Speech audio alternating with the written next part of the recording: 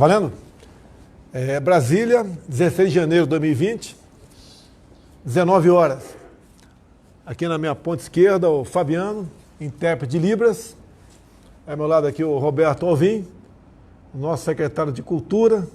Depois de décadas, agora temos sim um secretário de Cultura de verdade, Amém. Que atende o interesse da maioria da população brasileira, a população conservadora e cristã. Muito obrigado por ter aceitado essa missão.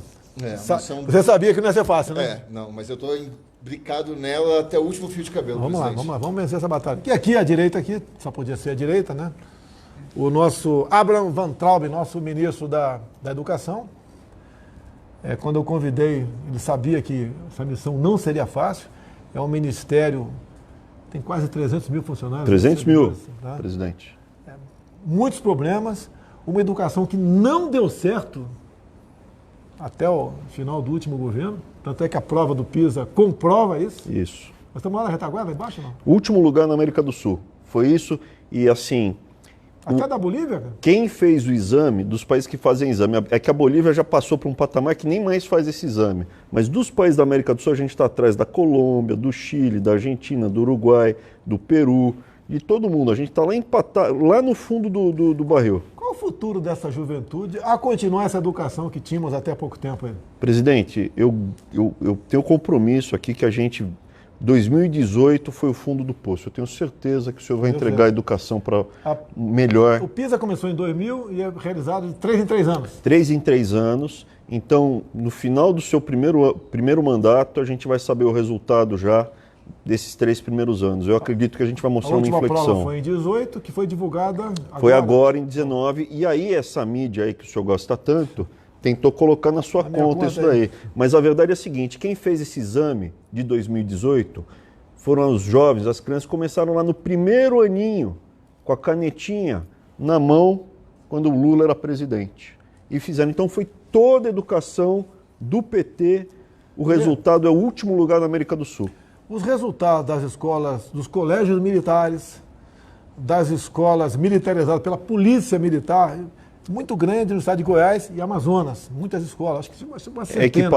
Equiparável a alunos da Alemanha. Se tivesse fazendo pizza nessas escolas... Lá no topo, da escola militar, é top do mundo, é muito alto. Entre os 10, com toda certeza. É muito alto. São aproximadamente 70 países que fazem a prova do PISA, né?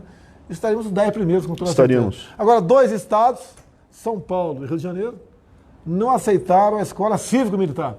Alguém já voltou atrás ou não? Não, tem ainda uns governadores lá do Nordeste, lá de esquerda, que também não quiseram, não, viu? Porque não interessa para ele ter uma juventude, um povo esclarecido, culto, não interessa. E a população e os pais, eles sonham com a escola cívico-militar. Mas o prefeito não pode ter essa iniciativa, não? Pode. A gente tá levando para vários estados onde o governador não quer, mas o prefeito quer. Dá tempo de botar ainda alguma? Dá tempo, não, vai ter. No Rio de Janeiro, a cidade do Rio de Janeiro vai ter. Tem várias cidades do Nordeste que vão ter porque o prefeito quis. Se tiver no Maranhão aqui, a cidade São Pedro dos Crentes, se tiver alguém assistindo, entre em contato com a gente aí que eu vou tentar levar nessa cidade. Precisa ter militar lá para a gente botar a escola. Não tem militar. Não deve ter. Mas a gente vai conseguir, presidente. Não deve ter militar. Assim, o modelo dando certo, a gente quer expandir rapidamente pelo Brasil todo, mas é importante que as pessoas escolham seus prefeitos e governadores alinhados com o senhor, porque tem gente que faz birra. Por que eles não quiseram a escola cívico-militar? Porque é um modelo que dá tão certo, vai entrar na conta do senhor e eles não vão querer, entendeu? Então é complicado, presidente. Esse é um crime o que fazem com o futuro de uma geração, né? Deixá-las longe de uma educação de qualidade, ou de um conhecimento de qualidade, seria melhor o termo. A gente acabou de vir de uma cerimônia que foi emocionante com as crianças venezuelanas, né? E fica muito nítido que essa religião sem Deus, essa coisa do demônio aí que é o comunismo, o socialismo, você vê o que eles fizeram na Venezuela, um monte de criança desesperada. Eu tive 2 momentos hoje com aproximadamente 30 crianças da Venezuela que estão no Brasil. Estão lá em Pacaraima, tá?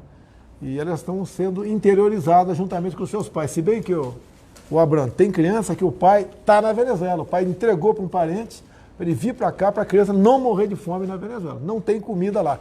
Olha aí, você que gosta desse tipo de governo, né? Você que é amante do Lula. Tá? O Lula vivia lá fazendo campanha para o Chaves, fez campanha para o Maduro. Inclusive, certa vez o Lula falou, na Venezuela pode faltar tudo, menos democracia. E alguns falam, tem que esquecer o Lula. Peraí, cara, você não pode esquecer esse pessoal que arrebentou com o Brasil, porque estão vivos aí, vão disputar eleições em 22, quer que esses caras voltem? Tá? Não tenho ambição pelo poder assim, uma obsessão não, fique tranquilo, tá? Chega alguém melhor do que eu, todo direito você tem de votar nessa pessoa. Mas o que está em discussão aqui é o futuro do Brasil com esse regime que tem na Venezuela, que não era diferente do PT até pouco tempo atrás aqui. Vamos lá? Antes de falar da notícia aí, vai ter uma notícia daqui a pouco sobre o aumento de professores. Opa! De professor, pessoal do ensino básico. Tem ideia quantos professores são, mais ou menos? Por alto, mais ou menos? Alguns milhões, são né? todos os professores do ensino básico do Brasil inteiro. Tudo bem. O professor herói que foi abandonado esses anos todos, o senhor vai ser responsável, o governo do senhor está entregando o maior aumento real desde que foi feito o Fundeb, desde que foi feita essa metodologia de reajustar o piso do salário do professor ao Fundeb. Não, tem muito estudante que foi nas ruas contra você no ano passado. Contra o senhor. Eu sou apenas um instrumento, presidente. Aí, ó, a realidade é verdade. O dinheiro não é meu nem teu, o dinheiro é do povo, vem de impostos. Agora nós estamos retornando aquele direito. Tá? Teve sim, você perguntou para mim agora há pouco, né? Chegou por vias tortuosas para mim, alguns governadores, especial do Nordeste, querendo que a gente vetasse esse reajuste para sobrar mais dinheiro para ele investir em outra área. Porque o reajuste, ele vem, presidente, da melhora que o senhor está proporcionando na economia. Como a economia está melhorando, aumentando a arrecadação, o Fundeb, que é o fundo que a gente manda para os estados e municípios bancarem a educação fundamental básica para as crianças pequenas, ele é fruto dessa melhora geral da economia. E esse dinheiro que iria para eles, o senhor queria que eles queriam, eu presenciei a pressão para que o senhor vetasse a ligação entre o aumento do Fundeb para o aumento do salário dos professores. Ia sobrar mais dinheiro na mão dessa turma. E o senhor ouviu a pressão e falou, não, a prioridade é o professor, não vou vetar, e está saindo esse aumento de 12,84%. Eu sei que ainda é baixo em relação ao que deveria ser, porque esses professores são os professores heróis, presidente. Então está saindo de 2.557 para 2.886, que é o salário de referência. Na maior parte dos estados e municípios ele reajusta toda a cadeia. É um aumento de 12,84%. Eu não vou parafrasear o 9 dedos, mas nunca antes na história teve um aumento acima da inflação real, porque no passado tinha inflação, as pessoas já estão esquecendo disso. O PT ia levar o Brasil de volta para a inflação. Então isso daqui é uma notícia que eu fico muito feliz. E é um começo, presidente. Eu sei do compromisso que o senhor tem de continuar buscando melhora e reajuste e ganho para o professor do ensino básico e dentro do que é responsável fiscal para não gerar crise e inflação como era no passado. Fica aí, daqui a pouco tem mais coisa para você. Sim, senhor. A questão de economia. Né? Você lembra há pouco tempo quando houve um anúncio que os Estados Unidos iria sobretaxar o álcool e alumínio? A imprensa esculhambou comigo, né? Até zombando da minha amizade e certa liberdade que tinha com o presidente americano. Resolvemos o assunto. A imprensa quis saber como foi resolvido o assunto. Não vão saber. A imprensa não vai saber. Resolver o assunto. O que nós temos que fazer é solucionar o problema. Também, há poucas semanas, também os Estados Unidos anunciou que a Argentina tinha prioridade na OCDE sobre o Brasil. A imprensa também, de novo, tripudiou em cima, sapateou em cima. Bem, o que aconteceu essa semana? Deu tudo certo para o Brasil. O governo americano falou que a prioridade passou a ser o Brasil, até porque, olha quem se elegeu presidente e vice lá na Argentina. O pessoal da Dilma, o pessoal do Lula, o pessoal do Chávez, do Maduro, de Fidel Castro, esse pessoal que se elegeu lá. Então, eu quero o bem da Argentina, tá certo? Espero que a Argentina dê certo, mas parece que com a volta dessas pessoas na política, né, ela vai ter bastante dificuldade. Essa semana também, ontem, liguei para o Boris Johnson, né? O primeiro-ministro do Reino Unido. Devo, talvez, se ano passar lá, ou ele passa por aqui também. Vamos reforçar os nossos laços de amizade, os nossos laços comerciais. Afinal de contas, com o Reino Unido saindo da União Europeia, tá? Eles agora são um ser aí soberano para fazer comércio com o mundo todo, praticando em grande parte o bilateralismo. O Brasil, logicamente, se interessa por esse mercado, nós temos muito a oferecer a eles também têm algo a oferecer a nós, E eu fiquei muito feliz com a eleição do Boris Johnson, né? Afinal de contas, é uma pessoa muito parecida conosco, um tocante ao liberalismo econômico e conservadorismo nos costumes. Bem, falando em economia também, nós reajustamos no último dia de dezembro o salário mínimo, né? Foi para R$ 1.039. Depois veio a inflação de dezembro, que foi atípica, ela foi um pouco acima do esperado. Depois nós editamos uma outra medida provisória, o salário mínimo foi para R$ 1.045. Sabe, eu sei que é pouco, é um valor pequeno, mas tendo em vista aqui aquela eterna briga entre direitos e deveres, no meio a CLT, ele passa a ser pouco para quem recebe e muito para quem paga. É isso mesmo? Mas está vindo sem inflação, Tá. com responsabilidade. Sim. Uma coisa que ninguém fala, presidente, assim como esses especialistas doutos na ignorância, que falaram que a política externa do senhor ia resultar em nada, submissão ao império estadunidense, né, como eles falam, só está entregando bons resultados, essa proximidade com Trump está gerando bons resultados para o Brasil. A política que o senhor está conduzindo na economia com o ministro Paulo Guedes está gerando a menor taxa de juros da história do Brasil, 4,5%. Em termos reais, praticamente nada.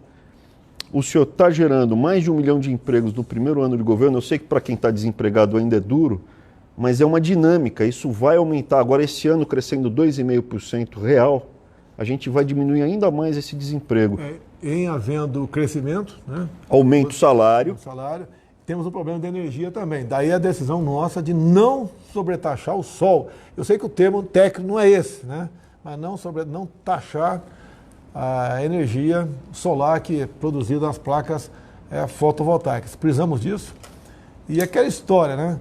Não é justo você, na tua casa, bota os painéis e alguém querer taxar alguma coisa. Ou você, que acaba investindo, talvez, numa fazenda de placas fotovoltaicas, taxar o que você produz. Se você quiser vender isso para alguém e para chegar lá tem que ter um meio físico para levar energia elétrica, né? Usar a fiação de terceiros, daí tem que fazer um acordo com quem é o dono da fiação, quanto é que vai ser pago para levar isso para lá. Agora, quem quiser gerar para sua empresa, para sua casa, quiser vender para 10 km de distância com os meios de transmissão próprios, sem problema nenhum. O Brasil precisa de energia para crescer. E nós sabemos, estamos com sorte, com muita chuva no Brasil, mas não podemos esperar ter uma seca aí para você depois tomar a providência. Alvim, vamos lá, Alvim. Sim, senhor. Você aí é a cultura de verdade no Brasil, tá? Coisa que não tínhamos. Tínhamos aqui essa ideia de fazer cultura para uma minoria. A gente tem que fazer a cultura para a maioria. Nós nunca censuramos nada. Eu me revoltei com muitos filmes, mandei suspender qualquer concessão, porque afinal de contas isso não é censura. O cara quer fazer um livro, um filme. Eu tenho vários nomes de filme na minha cabeça que eu não vou falar aqui em respeito a quem está do outro lado da tela aí. Nomes terríveis, tá certo? Pode fazer, mas não com dinheiro público. Faz com dinheiro teu. Vende a tua casa, pede dinheiro para o teu vizinho e vai fazer um filme que você bem entender. Mas todo edital, presidente, todo patrocínio pressupõe uma curadoria, né? Existe uma escolha, um recorte curatorial que seleciona os filmes que são adequados segundo aquela comissão julgadora. Então, é nada mais do que isso, não é censura, é curadoria. Eles faziam contra o lado bom do cinema até. Quando você quer falar para você fazer um filme sobre um período militar, para falar a verdade, eles nunca deixaram recursos para isso. A gente não quer investir na questão de ideologia, quer fazer uma cultura sadia. Exato. Que você, pai, mãe, tenha o prazer de assistir um filme, ir no teatro, né, ir no cinema, saber se os teus filhos menores foram no cinema, no shopping, não vão ser agredidos com uma coisa que não condiz aí com a cultura, com a educação brasileira, que nós queremos. Presidente, o senhor sabe de uma coisa? A gente vai lançar um edital para cinema em fevereiro, final de fevereiro, início de março no máximo. Esse edital vai ter várias categorias, curta-metragem, animação, filmes da primeira direção, diretores iniciantes, mas vai ter também categorias sobre filmes sobre a independência do Brasil. Opa, muito bom. E filmes sobre grandes figuras históricas brasileiras. Então, estamos tentando aí criar um cinema sadio, ligado aos nossos valores, aos nossos princípios, e alinhado com essa ideia de conservadorismo em arte, que é, na verdade, uma arte que dignifique o ser humano, que dignifique a condição humana. é contar a história verdadeira do Brasil, né? Lá de 1500 até agora. Não tem problema nenhum. Vamos falar a verdade acima de tudo, a verdade liberta, né? Exato. E você também está programando para esses dias, né? Prêmio Nacional das Artes. O que é isso aí? Então, presidente, isso vai ser a maior política cultural do seu governo e ouso dizer que é uma das maiores políticas de incentivo à cultura já lançadas na história do Brasil. Trata-se isso aqui de um edital que vai patrocinar uma série de categorias, obras inéditas em uma série de categorias. Nunca houve um edital desse tamanho, presidente. Então a gente vai patrocinar óperas, peças de teatro, pintura, quer dizer, exposições de pintura de novos pintores brasileiros, escultura, literatura, novos escritores, vamos escolher esses novos escritores no Brasil inteiro e lançar esses livros desses novos escritores, música, nas categorias música popular e música erudita também, e chegamos até cultura pop. Esse edital também compreende histórias em quadrinhos. Então a gente vai desde a ópera, passando pelo teatro, pela pintura e chegando até as histórias em quadrinhos. O que é mais interessante nesse edital, presidente, é que ele vai ser distribuído de um modo igualitário pelas 5 regiões do Brasil. Então, a mesma quantidade de dinheiro, de verbas que vão ser destinadas para a região Sudeste, que geralmente centraliza a questão da cultura, vai ser destinada para a região Nordeste, para a região Norte, Centro-Oeste, região Sul. Então, a gente vai ter uma distribuição dessas verbas de incentivo à cultura por todo o Brasil. E o melhor disso tudo, presidente, é o seguinte, é que nós vamos oferecer depois essas obras de arte de alta qualidade para a população com total acessibilidade. Então a gente tem metade dos ingressos de todas as apresentações, das óperas, das peças de teatro, dos shows de música, serão gratuitas. E os livros serão distribuídos gratuitamente, as histórias em quadrinhos também. Então a gente vai criar obras de arte de qualidade e vai oferecer isso, dar a oportunidade para novos artistas do Brasil inteiro e dar a oportunidade para o público brasileiro poder usufruir da alta cultura, das obras de arte de alta qualidade. Tá aqui. Curiosidade apenas, né? Eu não tenho bronca da imprensa, né? Eu fico chateado com os fake news, com as mentiras. Agora, tem órgãos que nem entrevistam a gente, né? Que antigamente entrevistava e deturpava. Agora eles vão para mentira logo direto. Tivemos uma da Globo Online na semana que foi o máximo. Parabéns, Globo aí. O título é o seguinte: Heleno convence Moro a não demitir Sérgio Moro. Tá bom, pessoal? E Meu...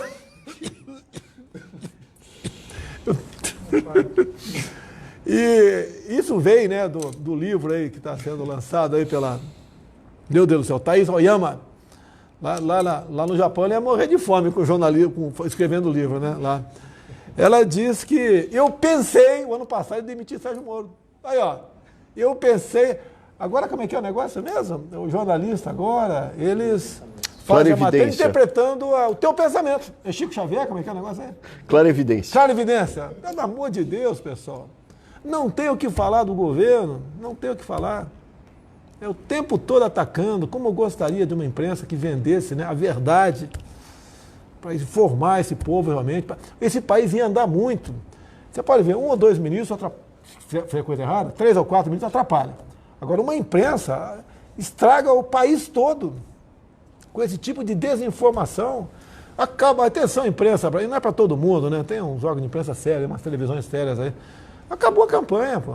Acabou. Se eu der errado aqui, o Brasil vai ser difícil retornar à situação que encontramos no momento, com a economia, como se disse agora há pouco, rodando, os números aparecendo, uma taxa de juros nunca visto na história do Brasil. Nunca antes visto na história do Brasil. 4,5%. Nominal. Sem canetaço.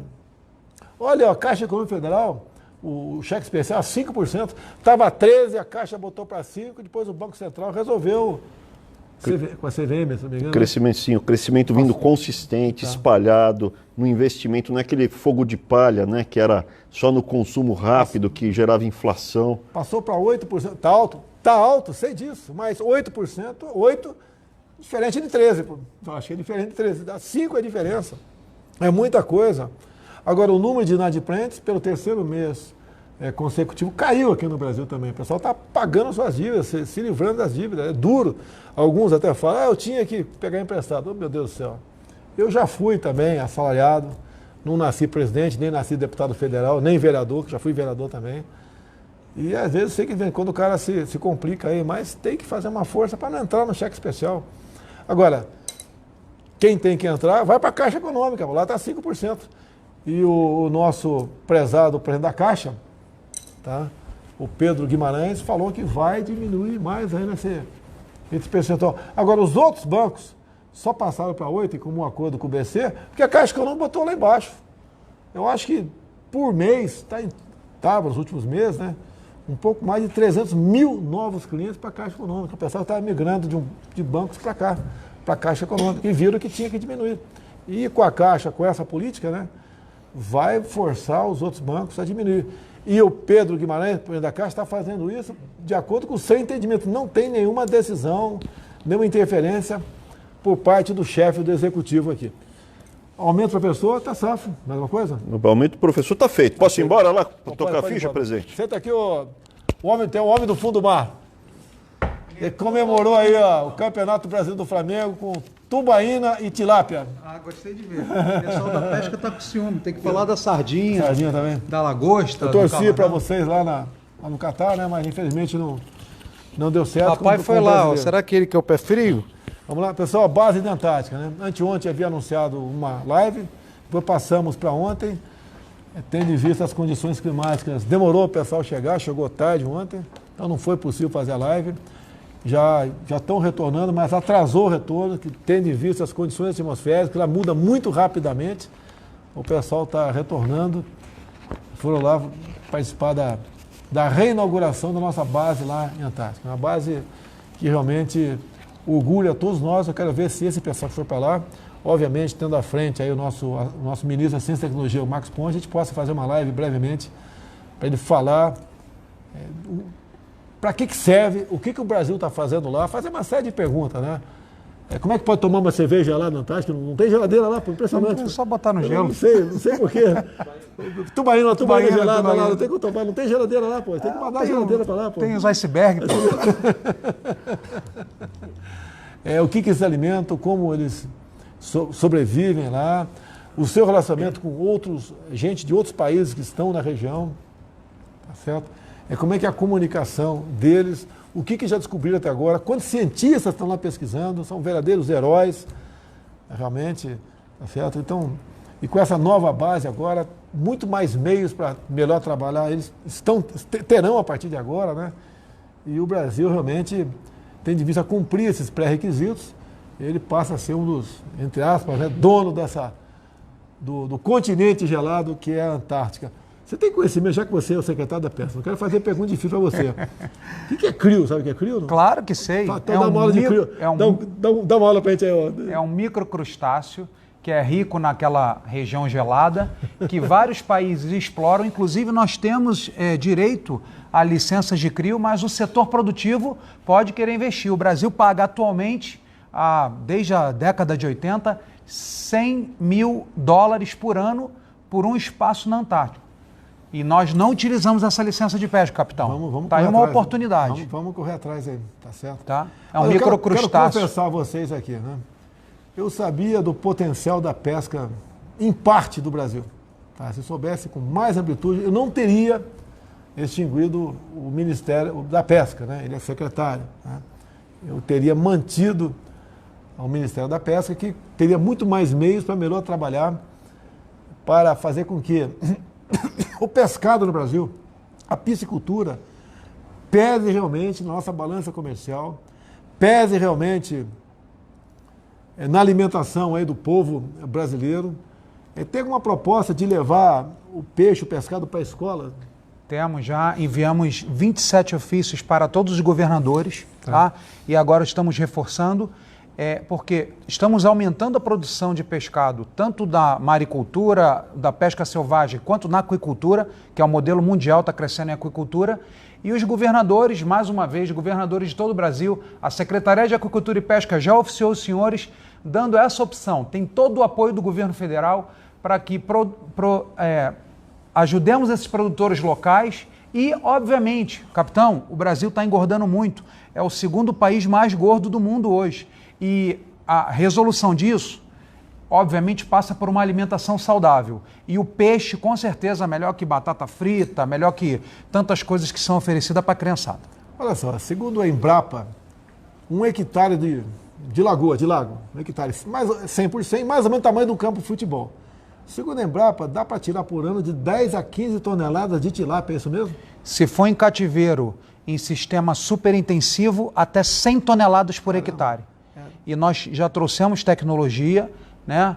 Inclusive Israel é um grande modelo disso, em pequenas áreas, com oxigenação. Você já foi ver a piscicultura no deserto lá em Israel? Foi lá com o senhor, lhe acompanhei lá naquela comitiva. Mas eu não fui na piscicultura, nessa viagem eu não fui lá. É uma coisa fantástica, não é? Maravilhoso. Tá certo. Piscicultura no deserto. O Brasil é um país das águas. Nós temos aqui bacias, né? Bacias, temos aqui rios em abundância, uma costa aí, pouco mais de 7 mil quilômetros de costa. 8.500 quilômetros. 8.500 de costa, é o tamanho, 8.500 quilômetros de costa brasileira, lagos, chove com frequência, quase que no Brasil todo. A gente não pode ficar afastado disso. Capitão, Brasil, maior detentor de recursos hídricos do mundo. E detalhe, somos potência em avicultura, suinocultura, em aves, tudo. Isso mostra que, mesmo com o potencial da natureza que Deus nos abençoou, a gestão da pesca durante muitos anos serviu a interesses políticos partidários que agora não mais, né? Inclusive, gostaria que o senhor só me desse um minuto para falar. Ontem, parabenizando a gestão da nossa ministra Tereza Cristina, ela criou um núcleo China dentro do Ministério da Agricultura e ontem lotamos o auditório do Ministério da Agricultura, setor produtivo do Oiapoque ao Chuí, camarão, pesca selvagem, piscicultura, tilápia, vieram e fizemos um treinamento como exportar para a China. Ou seja, capitão... Tem espaço para exportar peixe para a China? Eles são os maiores produtores de peixe do mundo e os maiores importadores de peixe do mundo. Cada chinês come em média 50 quilos de pescado por ano. Lá são quase 1 bilhão e 400 milhões de habitantes. É um grande comércio para nós, né? Quem sabe exportando mais peixe, né? Sobre mais carne pra gente aqui. Estamos ajudando. O pessoal reclama do preço da carne com razão, reclama com razão. Vamos comer Mas peixe. É a lei da oferta e da procura. Não dá para tabelar a carne, né? Tem gente que pede para tabelar cerveja. Tabelar o camarão, e daí? Não pode, de jeito nenhum. Nem a tubaína. É o livre mercado, pessoal. O Brasil tem uma dívida monstruosa para pagar. O ano passado nós pagamos mais de R$1 bilhão por dia de juros e amortização de dívida. Com a diminuição da taxa Selic, a previsão esse ano, segundo o Banco Central, nós pagamos menos 110 bilhões de reais de juros. Então o Brasil está... né? Hoje teve um grande empresário australiano conversando comigo, da área da mineração. Ele está querendo explorar vanádio no Piauí. O Piauí é o estado mais pobre do Brasil, né? O penúltimo é o Maranhão, acho que o Piauí é o mais pobre, sim. Está há 3 anos lutando por uma licença ambiental do estado e não consegue. O governador lá, é o governador que indica o secretário de meio ambiente, né? Agora, uma visão dessas pessoas é tacanha, tá? O método que ele fala de explorar o vanádio não tem qualquer agressão ao meio ambiente, mas o secretário de meio ambiente do governador não concede essa licença ambiental. E ele está a ponto de desistir do empreendimento aqui. Porque, afinal de contas, esse Estado está governando por petista, né? Quanto mais desinformado for o povo, quanto menor for o poder aquisitivo, quanto menos instrução tiver, mais fácil é do cara se perpetuar o poder. Vai comprar o voto com alguns projetos assistencialistas, né? Infelizmente, isso é uma grande verdade. Alvin, vamos lá, mais uma coisa, Alvin, para encerrar aí? Não, essa história que o senhor está falando aí, né? Quando a cultura adoece, o povo adoece junto. A cultura brasileira foi adoecida, né, deliberadamente durante as últimas décadas. E a cultura é a base da pátria. Então, retomando aqui, presidente, só para encerrar, esse Prêmio Nacional das Artes pretende que esse ano de 2020 agora seja uma virada histórica. Esse ano de 2020, através desse prêmio de fomento do seu governo, presidente, vai ser o ano de renascimento da cultura e da arte no Brasil. E convido todos os artistas, vamos lançar o edital, presidente, semana que vem. Na semana que vem a gente vai estar publicado isso no Diário Oficial, vai estar no site da Secretaria Especial de Cultura, então o edital vai estar oficialmente lançado. Hoje é um pré-lançamento aqui com o senhor. E espero inscrições do Brasil inteiro para que a gente crie arte e cultura de alta qualidade, alinhada com as transformações políticas que estão acontecendo no Brasil, com os anseios profundos da população que trouxeram o senhor a esse cargo que o senhor está agora e a nós todos também, junto com o senhor. Então é isso. O senhor me disse, quando o senhor me convidou, em novembro do ano passado, que o senhor me fez um pedido, que eu fizesse uma cultura que não destruísse, sim, mas que salvasse a juventude. E essa é a minha missão, e o Prêmio Nacional das Artes vai ser uma grande ferramenta nessa salvação da juventude brasileira, do povo brasileiro, através da cultura. Seife, alguma coisa mais sobre a pesca aí? Último detalhe que fechamos, tanto com o governo de Rondônia, Coronel Marcos Rocha, grande amigo, governador Ratinho, forte abraço, governador Ibanez aqui do GDF, vamos fazer o primeiro festival de tilápia, o senhor que gosta tanto de tilápia, queremos fazer, estamos planejando para o dia 29 de junho, dia do pescador, e queremos entrar no Guinness Book como a maior distribuição de peixe da esplanada dos ministérios.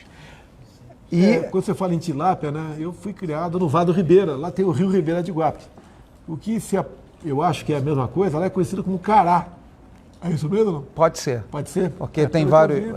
se não é primo ou parente, né? Tá, e também o segundo festival do Tambaqui, que fizemos o primeiro ano passado. Excepcional. Tambaqui é especial. Por último, capitão. O pacu também. São tudo primo. Pacu, pirapitinga. Eu acho o pacu o melhor peixe de água doce que tem. Eu adoro um tambaquizinho, mas confesso para o senhor que gosto de uma sardinha, gosto de uma meca, de um atum, manjubinha.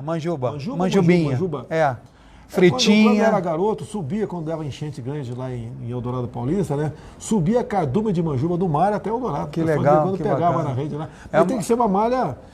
15 acho que não, tem que ser malha 10. Tem que ser malha 10. Detona. Não podemos mais usar isso. Não pode usar isso, não. Senão detonamos. E, por último,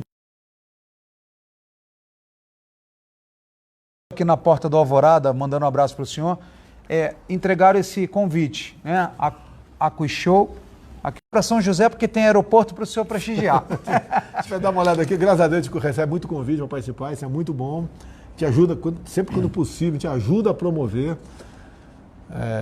esse tipo de atividade. O comércio no Brasil, nós temos que estimular isso aqui, mostrar que as pessoas têm valor, mas ele está ajudando, estou trabalhando na questão do preço do gás, preço do combustível.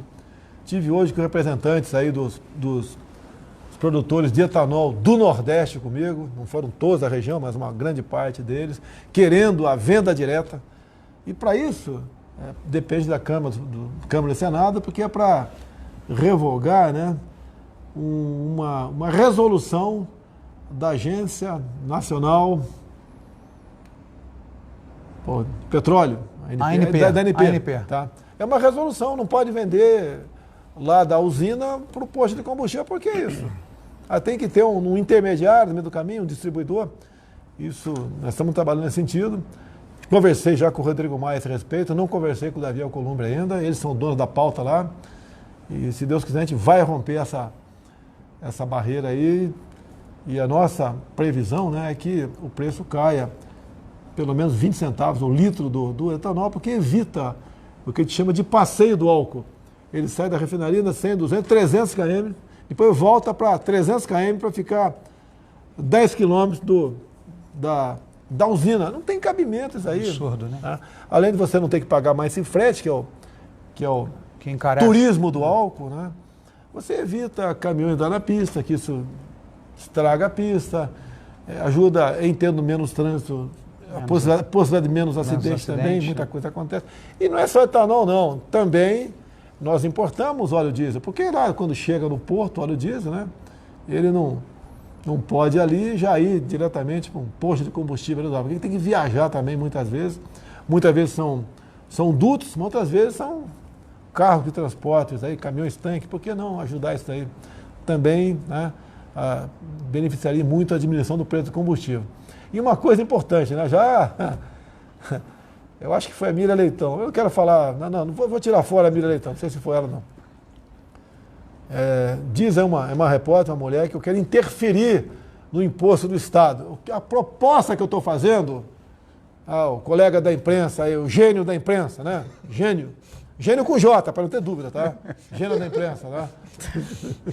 Rapaz. O que eu quero, o que eu gostaria, né? Depende do parlamento, é que o ICMS, que é o imposto estadual,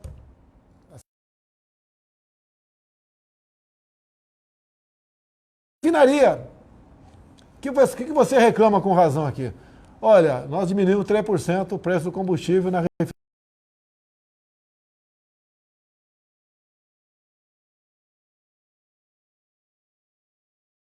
O estado agora que o pessoal está bebendo uma água terrível lá, né? É lógico, o governador loteou dar esse problema lá no Rio de Janeiro. Tá? Rio de Janeiro. O preço, vamos falar da gasolina. Está R$ 5,00 em média na bomba, está em média 30% de CMS. Então, R$ 1,50. Na refinaria,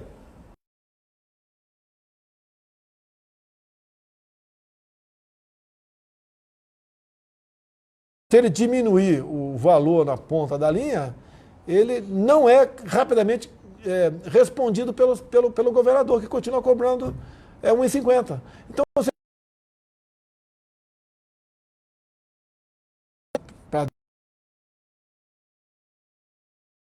a gasolina, tá certo?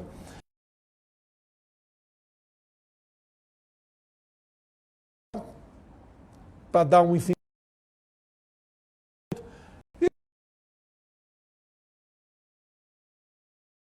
Deputados estaduais do Rio de Janeiro, mostrar que, olha, nós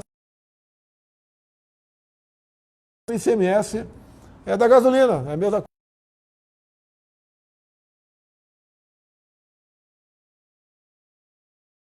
Responsável pelo preço do combustível está esse que está na bomba final. É o transportador, é o governador. O que é o governo federal?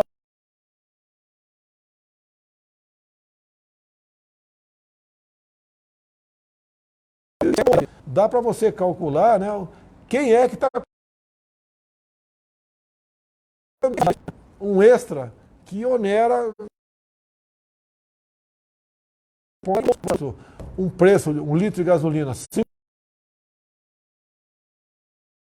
Bota aí 50. Assim como tem governadores, não. É 40.